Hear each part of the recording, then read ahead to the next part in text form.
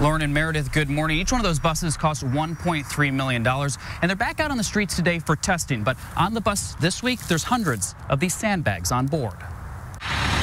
At a price tag of $1.3 million each, those electric buses to run the Red Line keep running into issues. 13 buses are on order for the Red Line. They're supposed to have a range of 275 miles on a single charge.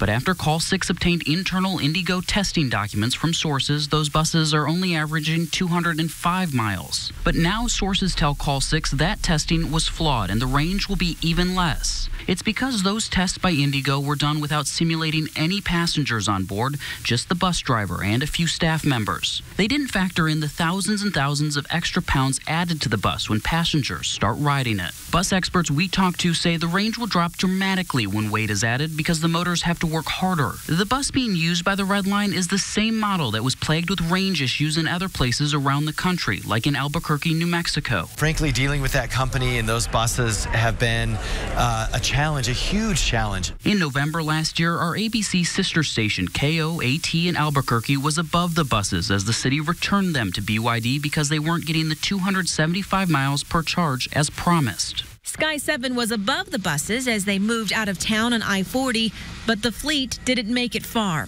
One bus only made it 100 miles before it had to pull over. Back in Indianapolis, IndyGo tells us they're continuing to test the buses, and in a short statement they say, at this time we are still working with BYD on a remedy for the range issues. Now, on Monday, it was the first time IndyGo filled one of the buses with sandbags to simulate that weight. We asked for the results of that testing. We're still waiting for that today. We're live this morning. Paris LaBelle, RTV6.